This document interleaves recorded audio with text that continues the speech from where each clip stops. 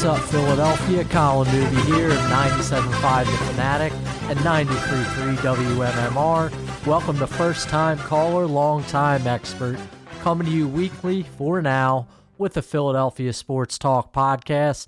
This is episode 8. We're off and running now. Pumped to be on Spotify and Apple Podcasts.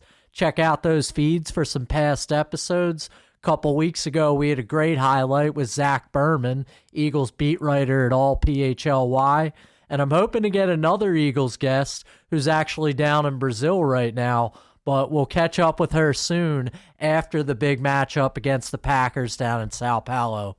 For today, want to do some Phillies chatter. Can't Turn You Loose is our intro after all.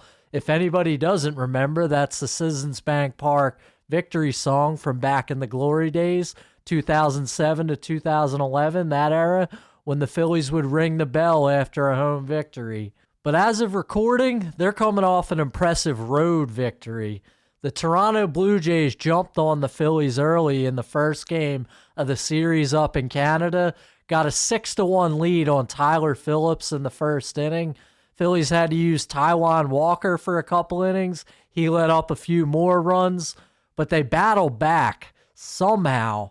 Kyle Schwarber had an incredible game. He hit 3 dingers. He finished with 5 hits, 5 for 6 overall. What a night. What a crazy game. And the Phillies came out on top. They're all of a sudden red hot just a few weeks after everyone was crushing them for a slump. They beaten the Kansas City Royals, Houston Astros, Atlanta Braves, and then this crazy comeback victory over the Toronto Blue Jays. I wanted to recap the Braves series over the weekend at Citizens Bank Park because that's really what late season baseball is all about. You have a holiday weekend with Labor Day on Monday. You had the rivalry matchup, and Phillies-Braves really has become one of the best rivalries in modern baseball. You had the Sunday night baseball crew there, the ESPN game, also had the Saturday Fox game. The series is probably more enjoyable in Philadelphia because the Phillies ended up getting 3 of 4, but some great games anyway. You had that comeback victory on Thursday. Nick Castellanos with the big swing. Brandon Marsh also got them in range for that big swing. You had huge games from Zach Wheeler and Aaron Nola over the weekend in the final 2 games of the series.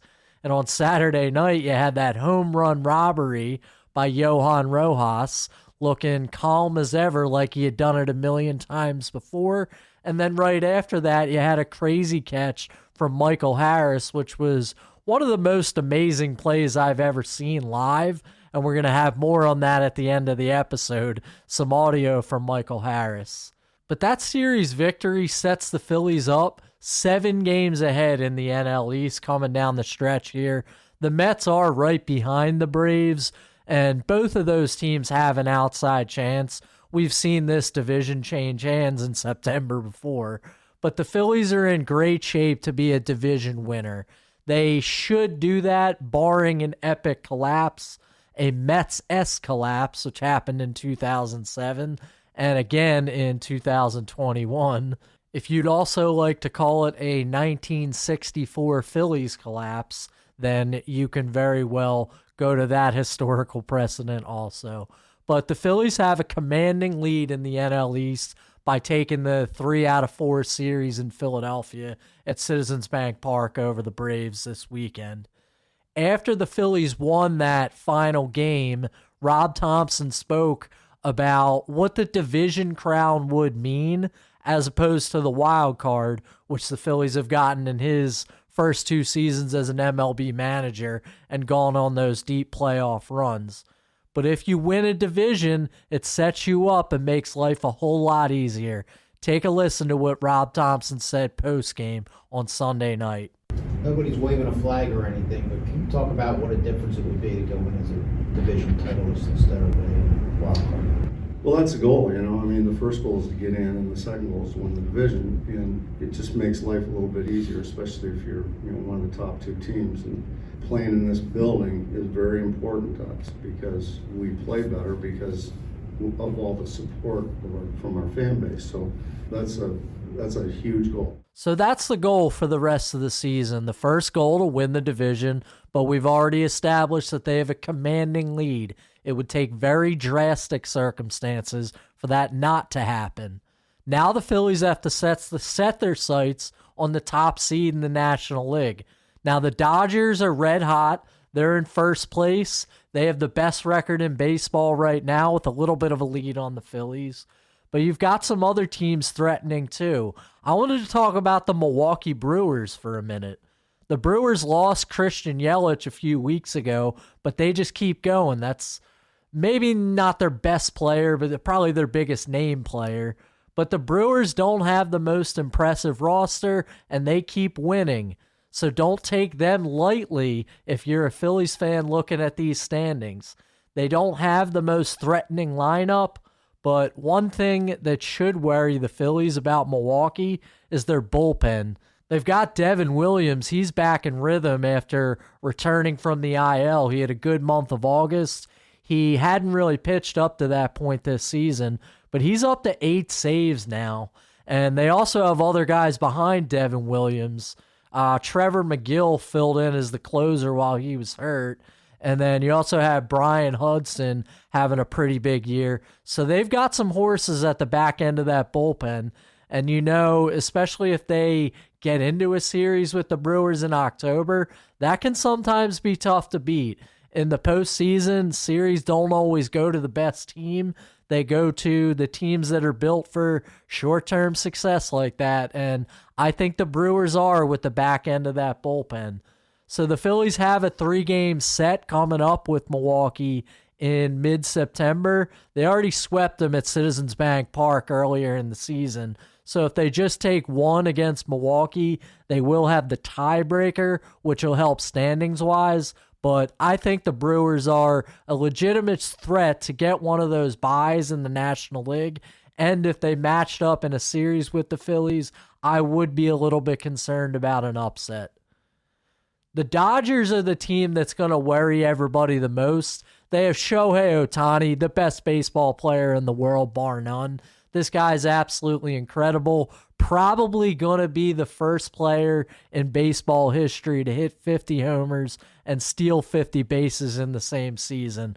I heard somebody talking recently, and I can't remember who it was, but saying that since Ohtani's not pitching, it's like he had to think of some other superhuman feat to accomplish, and stealing 50 bases and hitting home runs was that feat. So he's been unbelievable. He's probably going to win the National League MVP.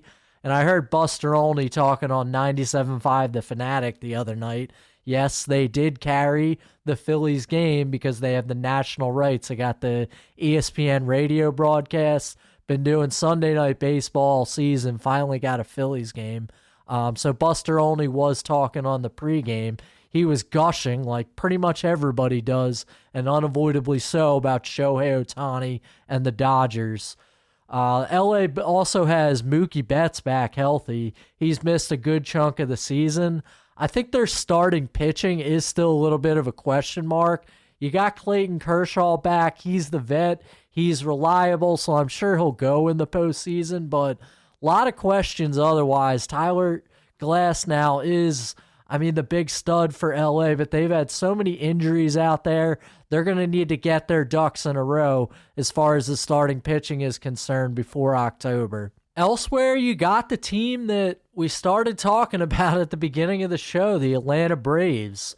Their starting pitching is really formidable right now. You got Reynaldo Lopez, Chris Sale, and Sale's probably the favorite for NL Cy Young, Zach Wheeler being a close second. But you have Sale, you have Spencer Schwellenbach even. He's been looking good, especially in the 3 starts against the Phillies. Charlie Morton, another good veteran on that pitching staff. But the Braves have had a ton of injuries, somehow survived. Credit to Brian Snitker there. Keeping that team afloat with Ronald Acuna, Spencer Strider, Austin Riley, Albies too. All these guys out of the lineup for either the entire season or for long stretches of it. And the Braves are still looking pretty good right now. Mentioned they only have that small lead on the Mets, so it's not some kind of guarantee that they're going to make it into October. But I think something that could offset all those injuries that I mentioned is that starting pitching staff. Because I mentioned with Milwaukee, they have the bullpen arms to win a short series. I think the Braves have the starting pitching arms. And when the Phillies have beat them the past 2 years in the postseason, they haven't really had as good a starting pitching as they have this year. So that's something to keep an eye on. And especially, I heard a stat, this was Matt Gelb shared this nugget. Kyle Schwarber, Trey Turner, and Bryce Harper are hitting 167 against the Braves in 4 series this year. So you don't want those guys going into a cold stretch. And the Phillies have just had problems scoring runs against Atlanta overall. Got some big hits from Castellanos over the weekend, but they also won some tight games and benefited from their own starting pitching there. So the offense against Atlanta, maybe not the best matchup, something to keep an eye on as we go down the stretch into the postseason and evaluate Atlanta as a potential opponent. If it's happening in Philly sports, Colin Newby's talking about it. Go with him behind the scenes of legendary sports venues with the best athletes and the most iconic media personalities of the greatest sports city in the world. What's up, Philadelphia? Welcome back to First Time, Long Time. In hammering home how great of a weekend this was at Citizens Bank Park, I'm also going to do a little bit of a shameless self-promotion and talk about going in the clubhouse on Saturday night to talk to the Atlanta Braves postgame. And that's the game that Zach Wheeler threw 7 shutout innings. Phillies end up winning the game 3-0, and it's also the game that Michael Harris made that incredible catch to rob Austin Hayes of a home run. But I came across something in hearing Brian Snitker speak after the game. He was talking about Zach Wheeler and how it's always a tough matchup against a pitcher like that. He's one of the best in the game. But he also mentioned something that I bet Phillies fans wouldn't have said themselves. And this is the nature of baseball. It's an everyday sport. It's not like the NFL where people can finish the 1 o'clock Eagles game and then hang out for the 4 o'clock Cowboys game. Philadelphia fans, and really all baseball fans, have a tendency to look at things and say the grass is always greener on the other team. That really hit me on Saturday night with Brian Snitker's post-game comments in the Braves clubhouse about Aaron Nola, who was set to face the Braves on Sunday Night Baseball the next day. Sure enough, he came out with another great start. 6 innings, 2 runs. But why don't you listen to what Brian Snitker had to say about Zach Wheeler and Aaron Nola? It's another tough ride. Those 2 guys back-to-back are not a lot of fun, I'll tell you that. They're both horses. They both cover innings. Nola just keeps pitching and figuring out a way. Yeah, I mean, they're 2 of the game's best that you're going against right there. Aaron Nola's taken his lumps over time in Philadelphia. He's a homegrown guy, and he's far from the perfect pitcher. He's had some off years in his past even. But to hear Snitker talk about him like that in the same category as Zach Wheeler, basically that's what you can take away from he just said. He really is one of the best in the game. He's had a couple straight excellent starts now. He's rounding into form down the stretch here entering Red October.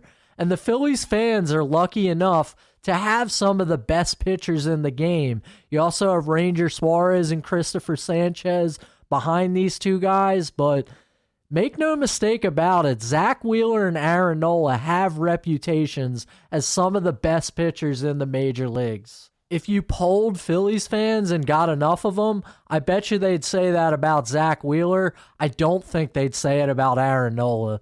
But he's got great command of his fastball right now. I think he's touching about 93, 94 most of the time with the 4-seamer. But the out pitch that I think he throws really well is that knuckle curve. He keeps it low in the zone, especially when hitters are late in counts. I think Nola's done great with that pitch. He doesn't have the strikeout totals as he's had in career seasons, but I think it's been a very effective pitch late in the count. I'm confident in Aaron Nola, probably as confident in him as I've ever been throughout his Phillies career right now. He's had a very consistent season. Rob Thompson actually called him Mr. Consistency back in the middle of the year when the Philly starters were on that great run. And I'll be anxious to see, if the Phillies have their pick, how they want to line up that playoff rotation. I don't think there's any question that Zach Wheeler would get a game 1 in ideal circumstances. I have a feeling Aaron Nola might get a game 2. If you polled the fans on that one, they might say Ranger Suarez deserves it. I have a feeling that Rob Thompson is going to go with Aaron Nola if he has his pick of the litter there. Before we get out of here, I want to get to something that I was lucky enough to experience on Saturday night, that outstanding catch by Michael Harris out in center field. So I just couldn't finish this episode without throwing the Michael Harris audio after he made that great catch and robbed Austin Hayes at Citizens Bank Park. Take a listen. I was running with the ball, and then I guess a few steps before the wall, I kind of took a peek at it to see where I was at, and I guess tried to time it perfect to get up and get a glove on it. So yeah, I had to time it and check where I was at a little later. I think it was just momentum, jumping up and then trying to make sure I got enough there to get a glove on it. I guess so. What do you remember thinking when you kind of flare out your glove like that and you feel that ball in there? Initially, I don't know, it was one of those feelings like when you're hitting, you don't feel it off the bat, so it hit perfectly in the web. And then as I was coming back from the fence, I seen the Phillies pitchers in awe, and that's when I really knew I caught it. So yeah, it was pretty cool to, I guess, make that catch and then have some Philly fans, even though we have that rivalry, give me some hats off. And that's why you attend live sporting events, ladies and gentlemen. Especially in baseball, you can see something that you've never seen before. And even in a season where the Atlanta Braves are a threat and challenging the Phillies, I think the Phillies have a World Series feel to them. I'm very confident in what this team is doing. I think the messaging from Rob Thompson has been pretty consistent all season long. I think he has these guys confident and refreshed coming down the stretch here in September, trying to both compete for that number 1 seed and get themselves rested for another long Red October. That's going to do it for today's episode. I'm Colin Newby of 97.5 The Fanatic and 93.3 WMMR. Thanks for joining us. I'll talk to you next week.